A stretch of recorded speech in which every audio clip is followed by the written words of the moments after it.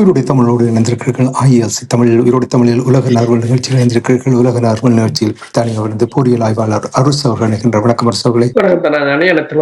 தமிழ் உறவுகளுக்கு அன்பு வணக்கங்கள். தொடர்ந்து இந்த போர் நிலைமைகளை பார்ப்போம். ஈரான், இஸ்ரேல், அமெரிக்காவுக்கு இடையிலான போர் நிலைமை நிறைய தகவல்கள் தொடர்ந்து வந்து கொண்டிருக்கின்றது. ஐநா பாதுகாப்பு சபை கூடப்பட்டது. அந்த விடயங்கள் எல்லாவற்றையும் பார்ப்பதற்கு முன்னதாக களத்தில் என்ன நிலைமை என்றதை கூறுவீர்களா? இந்த கள நிலைமை ஒரு கொதி நிலையில் இருக்கின்றது. ஏனென்று சொன்னால் ட்ரம்ப் அறிவித்த காலக்கெடு அண்மித்து கொண்டு வருவ இன்னும் சில மணி நேரங்கள் இருப்பதால் இஸ்ரேலில் இருந்து பெருமளவான விமானங்கள் புறப்பட்டு சென்றிருப்பதாக கூறப்படுகின்றது. அதே நேரம் பிரித்தானியாவில் இருக்கின்ற RAF தளத்திலிருந்து B-52 ரக கனரக குண்டுவீச்சு விமானங்கள் புறப்பட்டு சென்றதாக கூறப்படுகின்றது. இதே நேரம் கட்டார் பகுதியில் வெடிகுண்டு வெடிப்பதிர்வு கேட்டதாகவும், கட்டார், UAE, குவைத், பஹ்ரைன் போன்ற நாடுகளை ஈரான் ஒரே சமயத்தில் ஏவுகணையால் தாக்கி இருப்பதாகவும் கூறப்படுகின்றது. இதே நேரம் ஈராக்கில் இருக்கிற தனது படையினரை பிரித்தானியா திருப்பி அழைத்திருக்கின்றது, நிலைமை மோசமாகி வருவதால். அதே நேரம் தெற்கு இஸ்ரேல் பகுதி மீதும் ஈரான் ஏவுகணை தாக்குதலை நடத்தி இருக்கின்றது. அதே சமயம் இஸ்ரேலும் ஈரான் மீது ஏவுகணை தாக்குதல்களை நடத்தி இருக்கின்றது. ஈரான் தொடருந்து நிலையங்கள் மற்றது உட்கட்டுமானங்களை குறிவைத்து இஸ்ரேல் தாக்கியிருந்தது. ஈரான் ஸ்பேஸ் சென்டரை தாக்கியிருந்தார்கள். அதற்கு பதிலடியாக ஈரான் நெகேவ் பகுதியில் இருக்கின்ற Shimon Peres Negev nuclear research center என்று சொல்லி இஸ்ரேலின் அணு ஆய்வு மையத்தை தாக்கி இருக்கின்றது ஏவுகணையால். அந்த ஏவுகணையை இன்டர்செப்ட் பண்ண முடியாமல் ஏவுகணை உள்ளே போய் விழுந்ததை பார்க்கக்கூடியதாக இருந்தது. பஹ்ரைன் நாங்கள் கதைக்கும் போதும் பஹ்ரைனில் சைரன் சத்தங்கள் தொடர்ச்சியாக கேட்டுக்கொண்டிருப்பதாக கூறப்படுகிறது. ஈரான் தாங்கள் அமெரிக்க அதிபர் ட்ரம்புக்கு ஒரு ஆச்சரியத்தை கொடுக்க காத்திருப்பதாக அவர்கள் கூறுகிறார்கள். அதே சமயம் நாங்கள் இந்த கடந்த நினைக்கிறேன் ஒரு நாளைக்கு முதல் பேசியிருந்தோம். அதாவது ஹிஸ்புல்லாக்கள் லெபனானின் கடற்கரை பகுதியில் வைத்து ஒரு கப்பலை, இஸ்ரேலின் கடற்படை கப்பலை தாக்கியதாகும். உடனடியாகவே ஜெருசலம் போஸ்ட் என்ற இஸ்ரேலின் பத்திரிகை போட்டிருந்தது, அது இஸ்ரேலிய கப்பல் இல்லை, அது பிரித்தானியாவின் கப்பல். பிறகு பிரித்தானியா டெலிகிராஃப் போட்டிருந்தது, இல்லை அது எங்கட கப்பலுக்கு தாக்கப்படவில்லை என்று. இப்போது ஸ்கை நியூஸ் போட்டிருக்கிறது, பிரித்தானியாவின் HMS டிராகன் என்ற கப்பல் சைப்ரஸில் நின்றதாகவும், அது இப்போது டெக்னிக்கல் இஷ்யூவால அது துறைமுகத்துக்கு கொண்டு வரப்பட்டிருப்பதாக கூறப்படுகிறது. இன்னொரு ஊடகம் போட்டிருக்கின்றது, அந்த கப்பலின் போட்டர் சிஸ்டம் பிரச்சனை என்று சொல்லி இருக்கிறது. அப்ப இதே கப்பலை தான் அவர்கள் தாக்கியதாக கூறினார்கள். இப்ப இந்த விமானம் தாங்கி கப்பல்ல லோன்ட்ரி ஃபயர், துணிது வைக்கிற இடத்துல ஏற்பட்ட தீ விபத்து போன்ற ஒரு விபத்தை போலதான் இருக்கின்றது. அதாவது பிரித்தானியாவின் கப்பல் இப்போது நடவடிக்கையில் இல்லை என்றுதான் அர்த்தம். அதே சமயம் பிரித்தானியா ஈராக்கிலிருந்தும் தனது துருப்புக்களை வெளியேற்றி கொண்டிருக்கின்றது. இதனிடையே நீங்கள் பார்த்தீங்கன்னு சொன்னால் குவைத்தில் இருக்கின்ற ஈராக்கில் இருக்கின்ற பஸ்ரா பகுதியில் இருக்கின்ற குவைத் தூதரகத்தை ஆர்ப்பாட்டக்காரர்கள் கைப்பற்றி அதில் இருந்த கொடிகளை எல்லாம் அகற்றி தூதரகத்தை தாக்கி இருக்கிறார்கள். நாங்கள் காலையில் பேசும்போது கூறியிருந்தோம், அதாவது ஈஸ்தன்புல்லில் இருக்கின்ற இஸ்ரேலிய தூதரகத்தை தாக்கியிருந்தார்கள் ஆயுததாரிகள். அவர்களில் 2 சுட்டுக் கொல்லப்பட்டிருந்தார்கள். ஒருவர் ஆப்கானிஸ்தானை சேர்ந்தவர் என்று கூறப்படுகின்றது. எல்லோரும் ஒரு பரபரப்பாக பார்த்து கொண்டிருப்பது இப்போது என்னென்று சொன்னால், இந்த காலக்கெடு, ட்ரம்பின் காலக்கெடுவும் அவர் இந்த மனித குலத்தை அழிப்பதற்கான தனது என்ன சொல்றது ஒரு சூரசம்ஹாரம் என்றதுதான். அதே போல தான் ஒரு சூரசம்ஹாரம் சொல்ல முடியாது என்றால் அவர்தான் அந்த சூரனாகவே இருக்கிறார். அப்படியான ஒரு மனித குலத்தை அழிப்பதற்கான ஒரு நடவடிக்கை என்று அவர் கூறியிருப்பது எல்லோரையும் அதிர்ச்சியில் ஆழ்த்தி இருப்பது மட்டுமல்லாது அவரை இப்போது மனித குலத்தின் விரோதியாக எல்லோரும் பார்க்கக்கூடிய ஒரு நிலையாக இருக்கின்றது. இப்போ அதுதான் எல்லா ஊடகங்களிலும் ஒரு பரபரப்பாக எதிர்பார்ப்பாவுடன் அந்த நிகழ்வைத்தான் பார்த்துக் கொண்டிருக்கிறார். மனநிலை பிரச்சனை இருந்தால் என்னும் நடத்தலாம். அப்படித்தான் சாதாரணமான மக்களே போர் நிலைமைகளை பார்க்கின்றவர்கள் டொனால்ட் ட்ரம்ப் தொடர்பாக கூறிக்கொண்டிருக்கிறார்கள். வீதியில் போகின்ற சாதாரண மக்கள் தங்களுடைய நாளாந்த வேலைகளை பார்த்துக் கொண்டிருப்பவர்கள் யாரை பார்த்தாலும் ஒரே கருத்தை தான் கூறுகிறார்கள், மனநோயாளி என்றுதான் கூறுகிறார்கள். அந்த மனநோயாளி என்ன செய்கிறார்கள் என்று தெரியாமலும் செய்யலாம். இப்ப நீங்க ஒரு விடயத்தை கூறும் பொழுது வேடிக்கையாக இருந்தேன் சொன்னால், அமெரிக்கா, பிரித்தானியா போன்ற நாடுகளுடைய கப்பல் நினைக்கிறேன் அதை டிசைன் பண்ணும் பொழுது வெளியான இடங்களில் கிச்சனையும் லோன்றியையும் வைக்கிறார்கள் போல, அதனால தான் அங்கே பத்தி எரிகிறது போல எனக்கு. சரி, இனி போர் தொடர்பாக பார்க்கும் பொழுது அரசவர்களே, ஐநாவுடைய பாதுகாப்பு சபையில் கொண்டு வந்திருக்கின்ற இந்த தீர்மானம், ஈரானுக்கு எதிராக நடவடிக்கை எடுக்கின்ற ஒரு தீர்மானம் கொண்டிருந்த பொழுது அது எவ்வாறு அங்கே கையாளப்பட்டது? நாங்கள் முதல் இதில் பேசியிருந்தோம். ஈரானுக்கு எதிராக பஹ்ரைனூடாக இந்த வளைகுடா நாடுகள் ஒரு தீர்மானத்தை கொண்டு வர முற்பட்டிருந்தார்கள். அதில் இருக்கிற வாசகங்களை மாற்ற வேண்டும் என்று ரஷ்யாவும் கூறியிருந்தது, சீனாவும் கூறியிருந்தது, பிரான்சும் அதை கூறியிருந்தார்கள். என்னென்று சொன்னால், அந்த தீர்மானத்தின்படி ஈரான் ஹார்முஸ் நீரிணையை மூடி இந்த உலக மக்களின் நெருக்கடிக்கு ஈரான் காரணமாக இருப்பதாகவும், எனவே அதனை திறப்பதற்கு படைபலத்தை பயன்படுத்த ஐக்கிய நாடுகள் சபையின் பாதுகாப்பு சபை அனுமதி கொடுக்க வேண்டும் என்றால், அது காரணம் ட்ரம்புக்கு காப்பட் பொம்மிங்கை செய்வதற்கும் எல்லாம் இந்த வளைகுடா நாடுகள் அதற்கான பாதையை திறக்கிறார்கள். அப்ப இன்று அதை வாக்கெடுப்புக்கு விட்ட போது 11 நாடுகள் ஆதரித்து வாக்களித்திருந்தன. கொலம்பியாவும் பாகிஸ்தானும் அதில் கலந்து கொள்ளவில்லை. ஆனால் ரஷ்யாவும் சீனாவும் அதனை வீட்டோ பண்ணிவிட்டார்கள். அந்த தீர்மானம் தோல்வியடைந்து விட்டது. அதற்கு ரஷ்யாவின் ஐநாவுக்கான பிரதிநிதி கூறியிருக்கின்றார் என்னென்று சொன்னால், அது ஒரு படைபலத்தை பயன்படுத்தி ஹார்முஸை திறப்பது என்பது மிகவும் டேஞ்சரஸ், மிகவும் ஆபத்தான தீர்மானம், அதை வரவிட முடியாது. ஏனென்று சொன்னால், அவர் கூறுகிறார், இந்த போரை ஆரம்பித்தது இஸ்ரேலும் அமெரிக்காவும், அவர்களுக்கு கண்டனத்தை தெரிவிக்க வேண்டும்.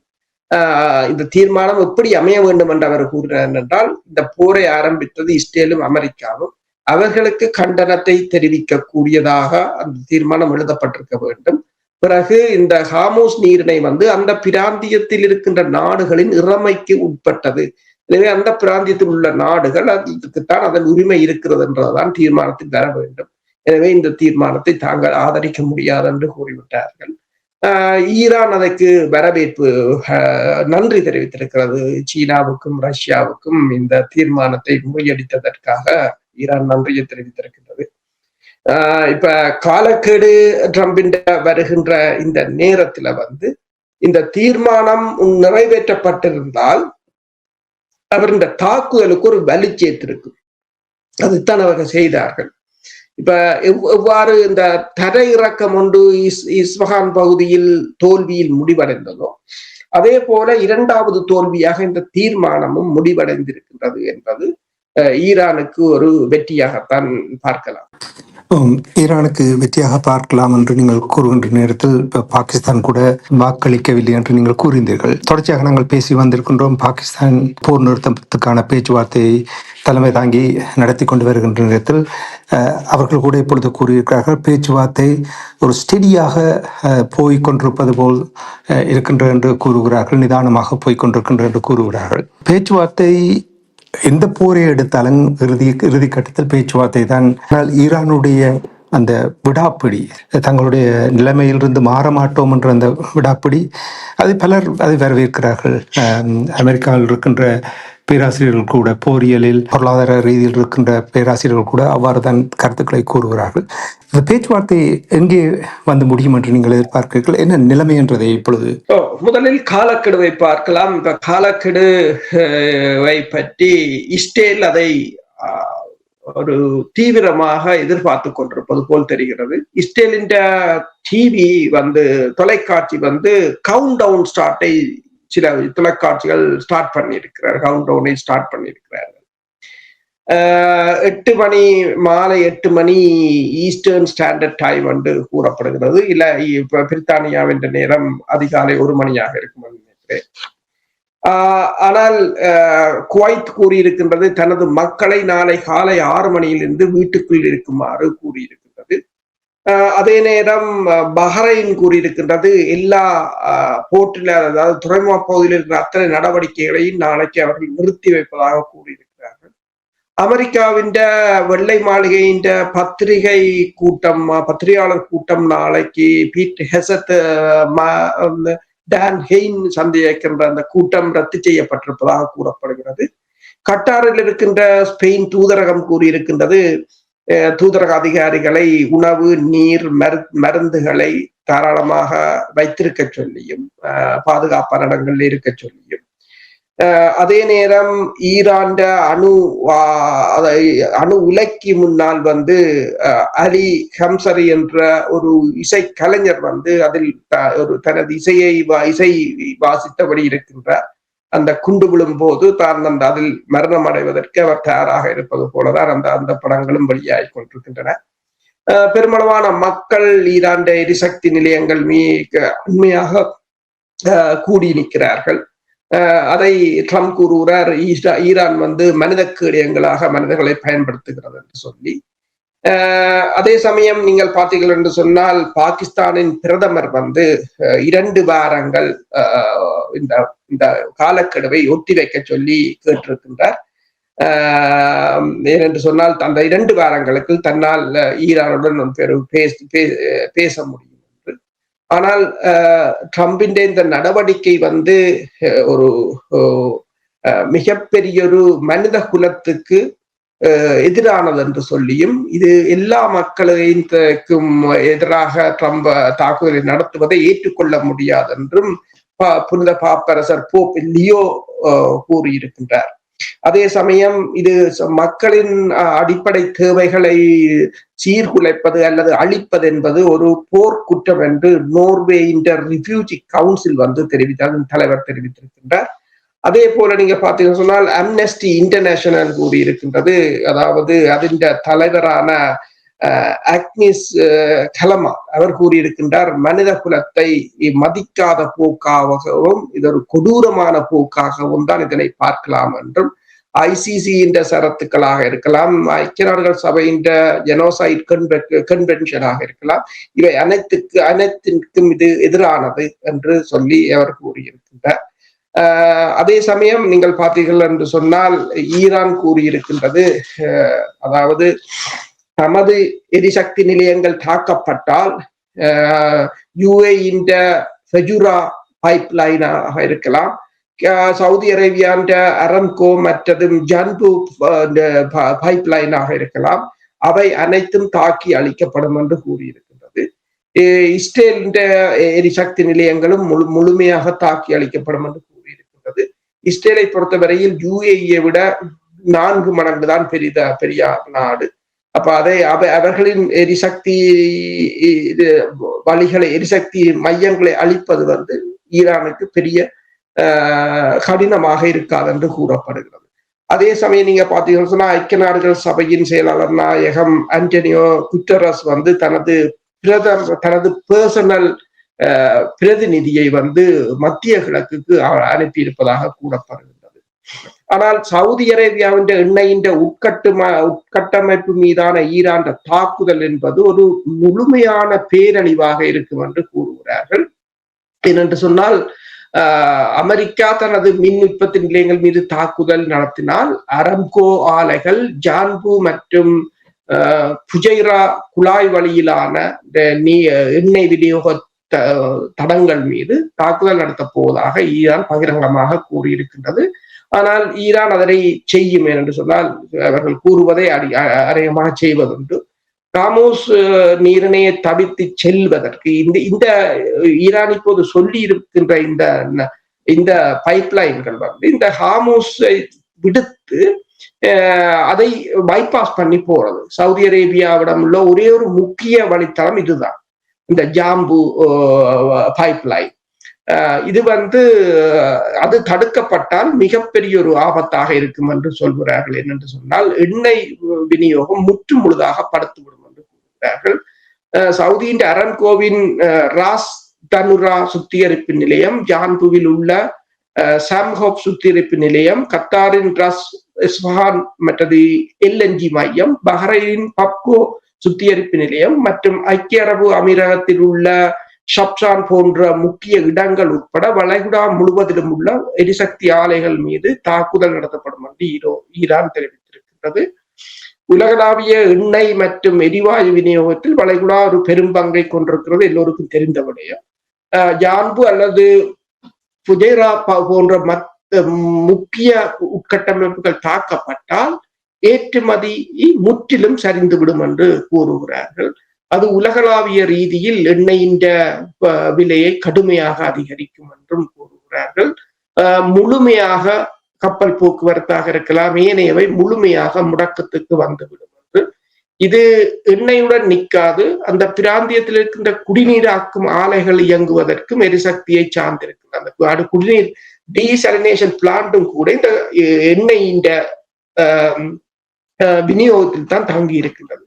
அதுவும் முற்றாக செயலிழந்து போகும் என்று இந்த அல் ஜசீரா மற்றும் ராய்ட்டர் செய்தி நிறுவனங்கள் ஒரு ஆய்வை வெளியிட்டிருக்கின்றன. அரசர்களே, ஒரு கேள்வி என்னவென்று சொன்னால், ஈரானுடைய இந்த துணிச்சலான நிதானமான ஒரு திட்டத்தோடு செயல்படுவதும் மண்டியிடாமல் துணிவாக செயல்படுவதும் உலகத்தில் இருக்கின்ற பல நாடுகளுக்காக ஈரான் இங்கே போராடுகின்றதா என்று எனக்கு சிந்திக்க தோன்றுகிறது. ஏனென்றால் உங்களுக்கு தெரியும், அமெரிக்கா போன்ற நாடுகள் புலி என்று சொல்வார்கள். அமெரிக்கா, பிரித்தானியா போன்ற நாடுகளும் கூட, இனி இஸ்ரேல் போன்ற நாடுகள் தங்களுடைய ஒரு தேவையை நிறைவேற்றுவதாக இருந்தால் எதையும் செய்வதற்கு தயாராக இருக்கிறார்கள். எந்த ஒரு சர்வதேச சட்டங்கள் இருந்தாலும் அதை முறியடிப்பதற்கு தயாராக இருக்கிறார்கள். அப்ப இங்கே ஈரான் ஒரு உறுதியாக தன்னுடைய கட்டுப்பாட்டை கடைபிடிக்கின்ற நேரத்தில், இப்ப பாருங்கள், நீங்கள் கூறினீர்கள் பொதுமக்களுடைய தேவைகளையே அடித்து நொறுக்கிறார்கள் என்றால் அது போர்க்குற்றம். இனிவரும் காலங்களில் அமெரிக்கா, இஸ்ரேல், பிரித்தானியா போன்ற நாடுகள் இவ்வாறான ஒரு செயல்பாடில் ஈடுபடுவதற்கு முன்னதாக 2-3 தடவைகள் சிந்திக்க வைக்கும். அவ்வாறு அவர்களால் செயல்பட தடுத்து நிறுத்துவதற்கான ஒரு போராக நீங்கள் பார்க்கிறீர்களா ஈரானுடைய இந்த செயல்பாடு? அதைத்தான் நாங்கள் காலையில் கதைக்கும் போது பேசியிருந்தோம். அதாவது ஈரான் இந்த நடவடிக்கை இந்த தற்போதைய இந்த உலக ஒழுங்கில் ஒரு மாற்றத்தை கொண்டு வரும். அதை இவர்கள் விரும்புகிறார்கள் இல்லை. பிரித்தானியாவிடம் இருந்து காலனித்துவத்தில் பிரித்தானியா வீழ்ந்த போது அமெரிக்கா அதை மெதுவாக எடுத்துக்கொண்டது. அது யாருக்கும் தெரியவில்லை. அதை எடுத்துக்கொண்டு தான் அந்த இடத்தை கைப்பற்றுவதற்காக பிரித்தானியாவின் சாம்ராஜ்யத்தை தான் இலைமறைவாக கட்டி எழுப்பியதுதான் இப்போது அமெரிக்காவின் இந்த தனியான ஒரு சக்திக்குரிய காரணம். ஆனால் அது முடிவுக்கு வருகின்ற நேரமாக இருக்கின்றது. நீங்கள் கூறியது போல இது ஈரான் ஒரு உலகத்துக்காகத்தான் போராடுகிறது. என்னென்று சொன்னால், இன்றைக்கு ஈரான் விழுந்ததென்றால் நாளைக்கு இன்னொரு நாடு, அடுத்த நாள் இன்னொரு நாடு, அடுத்த நாள் இன்னொரு நாடு. ஏனென்றால் இஸ்ரேலிய பிரதமர் பெஞ்சமின் நெத்தனியாஹு கூறியதை நீங்கள் பார்க்கலாம். சூப்பர் நேஷன், அவர்கள் வல்லரசு. அதாவது எல்லாருக்கும் அதுதான் பிரச்சனை. என்னென்று சொன்னால், தாங்கள் தான் உலகிலேயே மிகப்பெரிய பெஸ்டான நாடு, பெஸ்டான மக்கள். இதைத்தானே 2ஆம் உலக யுத்தத்தில் போதும் சொன்னார்கள். அப்புறம் அதை எதிர்த்தீர்கள். ஒரு நாடு தாங்கள் சூப்பர் பவர் என்று, தாங்கள் தான் உலகிலே உயர்ந்தவர்கள் என்று சொன்னது பிழை என்றீர்கள். இப்போது நீங்கள் சொல்வது என்ன? அதைத்தான் நீங்களும் சொல்கிறீர்கள். ட்ரம்பின் கதையை பார்க்கும்போது நீங்க அமெரிக்கா எப்பவும் ஃபர்ஸ்ட், எங்களோட ராணுவம் தான் பெஸ்ட், இதைத்தான் சொல்லிக் கொண்டிருக்கிறார்கள். ஆனால் அந்த இராணுவம் உடைந்து கொண்டு வருகிறது, அவர்களின் பலம் வீழ்ந்து கொண்டு வருகிறது என்பதை அவர்களால் ஏற்றுக்கொள்ள முடியாத ஒரு நிலையாக இருக்கின்றது. நீங்கள் கூறியது போல இந்த நடவடிக்கை, இந்த ஈரான் இந்த போரை பொறுத்தவரையில், ஈரான் செய்கின்ற இந்த போர் ஈரான் மட்டும் இதை செய்யவில்லை. இப்ப நீங்கள் பார்த்தீர்கள் சொன்னால், இந்த வீட்டோ அதிகாரத்தை பயன்படுத்தி ரஷ்யாவும் சீனாவும் யுஎன்ல வீட்டோ பண்ணும் போதே ஒன்று எல்லோருக்கும் தெரிந்திருக்க வேண்டும், இந்த போரில் யார் யார் நிற்கிறார்கள் என்று சொல்லி. அதாவது ஹார்முஸ் நீரிணையை திறக்க விட போவதில்லை ரஷ்யாவும் சீனாவும் என்பது இந்த வீட்டோ அதிகாரத்தை பயன்படுத்திய போதே எல்லோருக்கும் விளங்கி இருக்க வேண்டும் இந்த போர். இப்ப ஒரு மிகப்பெரிய ஒரு சாம்ராஜ்யத்தை, இந்த மேற்குலக கூட்டணியை உடைப்பதற்கான ஒரு அங்குசமாகத்தான் இந்த ஈரான் தற்போது களமுனையில் நிற்கின்றது. அதை ஈரான் சரிவர செய்து முடிக்கும் போலதான் தெரிகிறது. என்னென்னு சொன்னால் நடக்கின்ற சம்பவங்களை பார்க்கும் போது இறுதியாக அவர்கள் மேற்கொண்ட அந்த தடையிறக்கத்தில் நாங்கள் பேசியிருந்தோம் பல தடவைகள். அந்த கிட்டத்தட்ட 15 விமானங்கள் வீழ்ந்திருந்தன. அந்த தோல்வியே ஒன்று தெரிகிறது இவர்களுடைய படையினர் தோல்வியின் ஒரு ஆரம்பமாக. சரி, நிறைவாக இப்ப ஈரான் மண்டியிடவில்லை என்றால், ஆயுதங்களை தூக்கி எறிந்துவிட்டு சரணடையவில்லை என்று சொன்னால், டொனால்ட் ட்ரம்ப் அவர்கள் காலக்கெடு கொடுத்திருக்கின்றது நேரத்தில், இப்ப நீங்கள் ஐநா தொடர்பாக அங்கே கொண்டு வந்த தீர்மானம் தொடர்பாக கூறும் பொழுது டொனால்ட் ட்ரம்ப் அவர்களுக்கு எரிச்சல் ஊட்டும் ஒரு செயல்பாடாக இந்த விடயங்கள் யாவுமே பார்க்கப்படும். ஆரம்பத்தில் ஹாமஸ் நீர்ணை அது எங்களுக்கு தேவையில்லை என்று கூறினாலும் இப்பொழுது அங்கேதான் வந்து முடங்கி நிற்கின்றது. ஹாமஸ் நீர்ணையை திறக்காவிட்டால் அமெரிக்கா பெரிய ஒரு போரை தொடுக்கின்ற நிலைமை தான் இருக்கின்றது போல் இருக்கின்றது. அப்படி என்றால் கடைசி கட்டமாக அணு ஆயுதம் பாய்ப்பதற்கான வாய்ப்புகள் காணப்படுகின்றதா இங்கே? ஏனென்றால் தொடர முடியாத நிலைமை போர், ஆனால் ஏதோ ஒரு விதத்தில் முடிவுக்கு கொண்டு வர வேண்டும். கடைசி கட்டமாக அணு ஆயுதத்தை பாவிப்பதற்காக தயார் பண்ணி கொண்டிருக்கின்றதா? அணு ஆயுதம் பாவிக்கப்படலாம் ஏனென்று சொன்னால் எல்லாம் கட்டுமீறி போகின்றன. ஆனால் ஈரானும் அதை ஒரு அணு ஆயுதத்தால் ஈரானை இவர்கள் முற்றுமுழுதாக அழித்து விட முடியாது. அந்த பெரிய நாடு. ஜப்பானில் அணுக்குண்டை 2 நகரங்களில் போட்டார்கள். ஆனால் இன்றும் ஜப்பான் இருக்கின்றது. அப்ப இவர்கள் அவ்வாறு போட்ட பிற்பாடும் ஈரான் சும்மா இருக்க போவதில்லை. நாங்கள் கதைத்துக் கொண்டிருக்கிற நேரத்தில் கூட ஈரானில் ஒரு நிலநடுக்கம், அந்த லொரியல் எல்லாம் ஆடுவதை காட்டுகிறார்கள். உண்மையின் நிலநடுக்கமா அல்லது ஈரான் அணு ஆயுத பரிசோதனை செய்ததான்றது கூட யாருக்கும் தெரியாது.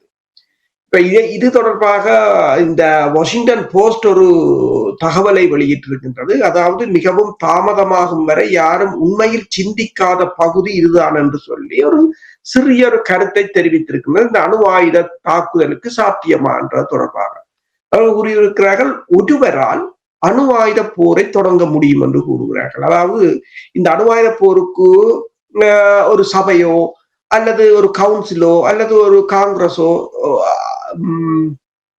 அனுமதி கொடுக்க தேவையில்லை. அதாவது ஒரு குழுவால் அல்ல, காங்கிரஸால் அல்ல, அமைப்பால் அல்ல, ஒரே ஒரு அமெரிக்க ஜனாதிபதியால் மட்டும் இது முடியும் என்று கொள்கிறார். இது உண்மையில் செயற்படும் விதம் எவ்வாறு என்று சொன்னால், ஜனாதிபதி அங்கீகார குறியீடுகளை கொண்ட பிஸ்கட் எனப்படும் ஒரு சிறிய அட்டையை வைத்திருப்பார் என்றும், ஒரு இராணுவ உதவியாளர் அணு ஆயுத பெட்டியுடன், பிரீஃப் கேஸ் என்று சொல்றது, உங்களுக்கு தெரியும், பூட்டின் வரும்போது கூட ஒரு பிரீஃப் கேஸோட ஒருவர் வருவார் அடிக்கடி. அதே போலதான் டொனால்ட் ட்ரம்ப் இல்லை. அதாவது இந்த பிரீஃப் கேஸுடன் அவரை எல்லா இடங்களிலும் பின்தொடர்வார். உள்ளே முன்கூட்டியே திட்டமிடப்பட்ட தாக்குதல் இலக்குகள் அடிப்படையாக கொண்ட ஒரு மெனு ஒன்று இருக்கும் என்று சொல்கிறார்கள். அவ்வளவுதான். வாக்கெடுப்பு தேவையில்லை. ஒரு முடிவு எடுக்கப்பட்டால் அதற்கான காலக்கெடுவும் நம்ப முடியாது. அதாவது பென்டகனுக்கு, அதாவது அமெரிக்கான பாதுகாப்பு அமைச்சகத்துக்கு அழைப்பு விடுக்கப்படும், அடையாளம் உறுதி செய்யப்படும். அதாவது இந்த காட்டை அரசு தலைவர் பயன்படுத்தி இருக்கிறார் என்ற அடையாளம் மட்டும் உறுதி செய்யப்படும். உத்தரவுகள் அனுப்பப்படும். சுமார் 2 நிமிடங்களில் ஏவுகணை ஏவப்படலாம். அவை காற்றில் ஏவப்பட்டவுடன் அவற்றை உங்களால் நிறுத்த முடியாது என்று சொல்கிறார்கள். இதுதான் மக்கள் தவறவிடும் பகுதி என்றால் என்னென்றால், ஜனாதிபதிக்கு ஒப்புதல் தேவையில்லை. ஆலோசகர்கள் எதிர்காலம் தொடர்பாக வாதிடலாம், பீதி அடையலாம். அது ஒரு பொருட்டல்ல. சட்டப்படி அந்த உத்தரவுகள் நிறைவேற்றப்படலாம் என்று கூறுகிறார்கள். பனிப்போரின் போது இந்த அமைப்பு அர்த்தமுள்ளதாக இருந்தது. வேகம் என்பதே அதன் நோக்கமாக இருந்தது. ஏன் இந்த பிரசிடென்ட்கள் பக்கத்தில் அந்த பிரீஃப் கேஸை கொண்டு செல்கிறாங்கன்னா, பனிப்போரின் காலத்தில் அது ஒரு வேகம், குயிக்காக யார் செயற்பட வேண்டும். உங்களுக்கு தெரியும், இந்த பனிப்போர் காலத்தில் அமெரிக்கா தாக்கப்பட்டால் யார் முதல் தாக்குவது என்றுதான் இருந்தது. இப்ப அமெரிக்கா தாக்கப்பட்டால் அமெரிக்காவிலிருந்து அணு ஆயுதத்தை கொண்டு சென்று தாக்க முடியாது ரஷ்யாவை. அப்ப என்ன செய்தார் சொன்னா, 24 மணி நேரமும் விமானத்தில் அணுக்குண்டுடன் அந்த விமானம் சுற்றி கொண்டிருக்கும். அப்ப இங்கு தரையில் தாக்கினால் அந்த விமானம் நேரடியாக ரஷ்யாவை தாக்கும். அப்படி ஒரு செட்டப் இருந்தது. அப்படி இருக்கேதான் ஒரு விமானம் வந்து நோர்வே கடல்ல அணுகுண்டுடன் விழுந்தது என்றெல்லாம் கூறியிருந்தார். அப்ப அமெரிக்கா தாக்கப்பட்டால் முற்றிலும் அழிக்கப்படுவதற்கு முன்பு பதிலடி கொடுக்க வேண்டி இருக்கும். எனவேதான் இந்த வேகத்தை அப்போது பனிப்போரின் போது வைத்திருந்தார்கள், இந்த பிரீஃப் கேஸுடன் திரிவது அப்படி. ஆனால் அந்த அமைப்பு ஒருபோதும் உண்மையாக மாறவில்லை. அப்ப யாரும் பனிப்போர் இருந்ததை தவிர யாரும் அணு ஆயுதத்தை பயன்படுத்தவில்லை. இன்று அதே வேகம் காரணமாக சில சமயங்களில் முழுமையற்ற அல்லது தவறான தகவல்களின் அடிப்படையிலும் கூட சில நிமிடங்களில் முடிவுகள் எடுக்கப்படுகின்றன. இதற்கு முன்பும் தவறான எச்சரிக்கைகள் நிகழ்ந்துள்ளன. ஆகவே இறுதியில் நீங்கள் இந்த யதார்த்தத்தை எதிர்கொள்வீர்கள் என்று சொல்லியிருக்கிறது. முடிவெடுக்க நிமிடங்கள் மட்டுமே போதும். அந்த தருணத்தில் உண்மையான கட்டுப்பாடுகள் இல்லை, மிகப்பெரிய மீள முடியாத விளைவுகள் ஏற்படும். அதனால் தான் வல்லுநர்கள் இதை பற்றி தொடர்ந்து எச்சரிக்கிறார்கள். ஒவ்வொரு நாளும் அணு ஆயுதம் யுத்தம் நிகழ வாய்ப்புள்ளது என்பதற்காக அல்ல, மாறாக ஏதேனும் தவறு நடந்தால் இந்த அமைப்பு பிழைக்கான வாய்ப்பை ஏறக்குறைய முற்றிலும் நீக்கி விடுகிறது என்பதற்காகவே அவர்கள் எச்சரிக்கிறார்கள் என்று கூறியிருக்கிறார்கள். மேலும் தற்போதைய உலகளாவிய சூழ்நிலை தொடர்பான அனைத்தும் ஏதேனும் தவறு நடப்பதற்கான வாய்ப்புகள் அதிகரித்து கொண்டு இருக்கின்றன என்பதையே காட்டுகின்றன என்று இந்த வாஷிங்டன் போஸ்ட் போட்டு, அந்த தவறு இழப்பதற்கு தயங்க மாட்டார்கள் என்பதை ஏற்கனவே அவர்கள் நிரூபித்திருக்கிறார்கள்.